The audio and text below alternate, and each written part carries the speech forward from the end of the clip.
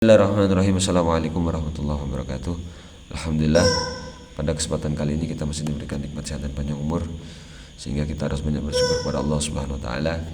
Karenanya sebagai bentuk rasa syukur kita kepada Allah, kita harus senantiasa meningkatkan kualitas iman dan takwa kita dengan cara menjalankan segala perintahnya dan menjauhi segala larangannya.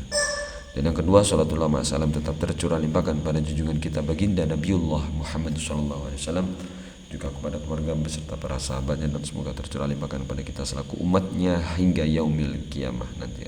Amin amin Allahumma amin. Kemarin kita sudah belajar tentang materi bab tata cara bertayamum, lanjutan daripada isi kitab Bidayatul Hidayah karangan Imam Al-Ghazali. Saat ini kita akan lanjut ke materi selanjutnya, yakni adabul khuruj ilal masjid. Jadi adab tata cara kita pergi ke masjid. Baik, kita langsung saja menuju ke materi kita ya. Bismillahirrahmanirrahim.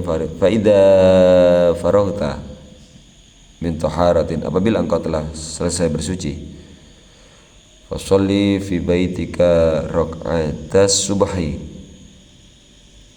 maka kerjakanlah salat sunnah fajar 2 rakaat. In kana al-fajru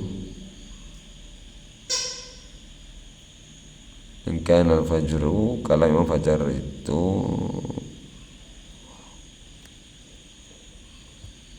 qad tala'a kadzalik.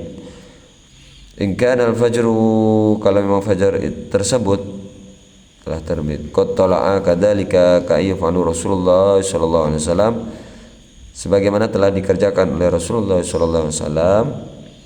Tsumma tawajjah ilal masjid, setelah itu berangkatlah menuju masjid. Jadi apabila engkau telah selesai bersuci, maka kerjakanlah sholat sunnah fajar 2 rakaat di dalam rumahmu, kalau memang fajar tersebut telah terbit, sebagaimana Rasulullah SAW mencontohkan.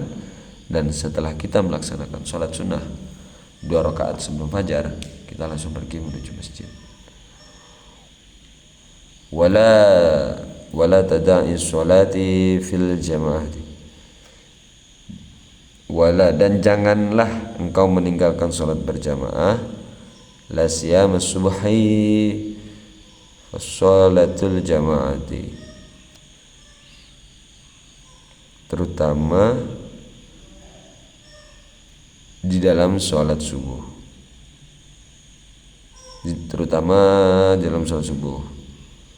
sholatul jamaati tafdulu ala sholatil faddi bisab'i wa isrina darajah, sebab keutamaan sholat berjamaah itu melebihi sholat sendirian dengan silsilah 27 derajat. Jadi disarankan janganlah kita meninggalkan sholat berjamaah, terutama di dalam melaksanakan sholat subuh, sebab keutamaan sholat berjamaah itu melebihi sholat sendirian dan pahalanya 27 derajat.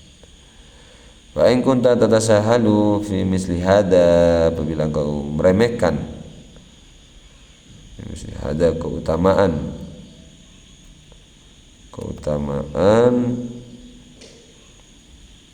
dan keuntungan, arbihi fa ayyu faidati laka fi talabil ilmi, maka apa manfaatmu di dalam menuntut ilmu? Wa innama thamratul ilmi amalu bih, sebab buah ilmu itu hanyalah mengamalkan ilmu itu sendiri. Jadi apa manfaatnya kita di dalam menuntut ilmu? Sebab buah ilmu itu hanyalah mengamalkan ilmu itu sendiri.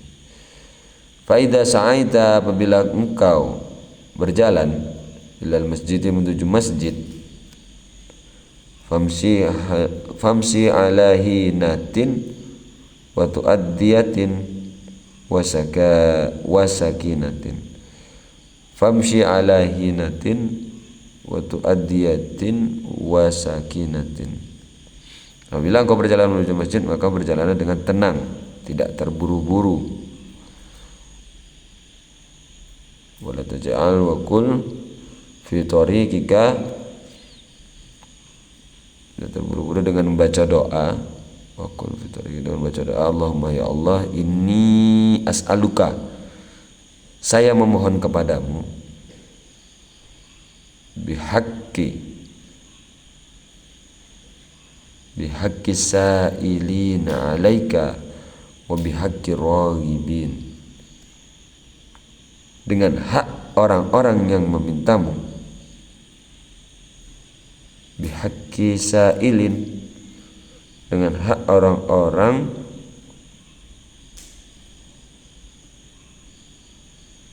ini, Allahumma inni as'aluka bihaqqi sa'ilin 'alaika wa bihaqqi raghibin.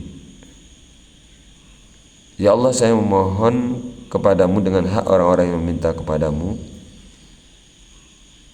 'alaika wa bihaqqi raghibin, dengan hak orang-orang yang mengharap karuniamu, ilaika wa bihaqqi mamsya ya hada ilaika fa inni lam akhruj, dan dengan berkat perjalananku ini,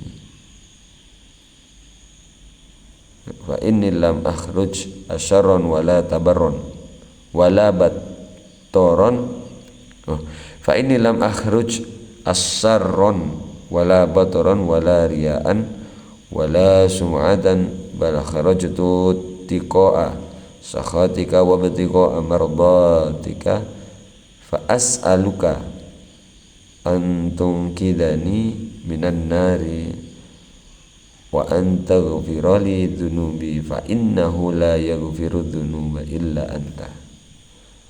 Sesungguhnya saya keluar tidak untuk melakukan kejahatan, tidak berlaku sombong, pamer atau supaya dikenal orang, tetapi saya pergi ke masjid ini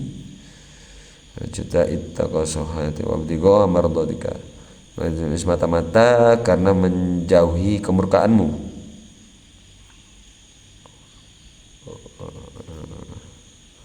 dan demi keridhaanmu, wabtigha mardatika fa as'aluka an tunqidhani minan nar, saya memohon kepadamu agar engkau menyelamatkan saya dari siksa neraka, wa anta ghafira li dzunubi fa innahu la yaghfiru dzunuba illa anta, dan memaafkan semua dosaku, sesungguhnya tidak ada yang mengampuni dosa hamba kecuali engkau.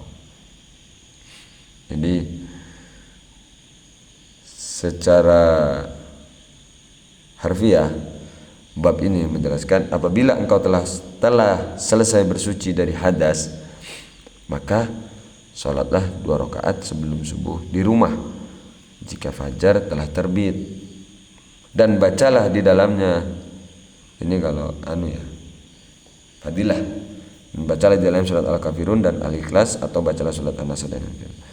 Karena barang siapa membaca dalam 2 rakaat sebelum fajar surah An-Nas dan Al-Fil, maka tangan setiap musuh tidak akan bisa menjangkau dan mereka tidak mempunyai jalan untuk mengganggunya. Ini adalah sahih mujarab tanpa diragukan. Demikianlah yang dinukil dari Al-Bujairami dari Al-Ghazali.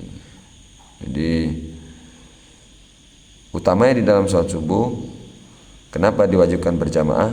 Karena berjamaah di dalam sholat subuh lebih utama daripada sholat jamaah dalam sholat isya dan berjamaah di dalam sholat lainnya. Adapun sholat yang paling utama adalah sholat asyar. Dalam hadis disebutkan, barang siapa yang mengerjakan sholat isya di dalam jamaah, seakan-akan ia sholat separuh malam, dan siapa yang mengerjakan sholat subuh dalam berjamaah, seakan-akan ia sholat semalaman penuh. Syarah Murakil Ubudiyah halaman 22-23. Jadi begitu penjelasan daripada materi adabul khuruj ilal masjid, adab tata cara kita pergi ke masjid. Jadi kita pergi ke masjid, kita niatkan untuk sholat berjamaah, mengharap keridhaannya Allah, tidak berlaku sombong atau pamer, juga tidak melakukan kejahatan, serta kita niatkan kita pergi ke masjid semata-mata karena menjauhi kemurkaannya Allah dan demi ridhanya Allah Subhanahu wa taala. Demikianlah materi yang dapat saya sampaikan. Kurang lebihnya saya memohon maaf yang sebesar-besarnya. Wabillahi taufiq wal hidayah. Wassalamualaikum warahmatullahi wabarakatuh.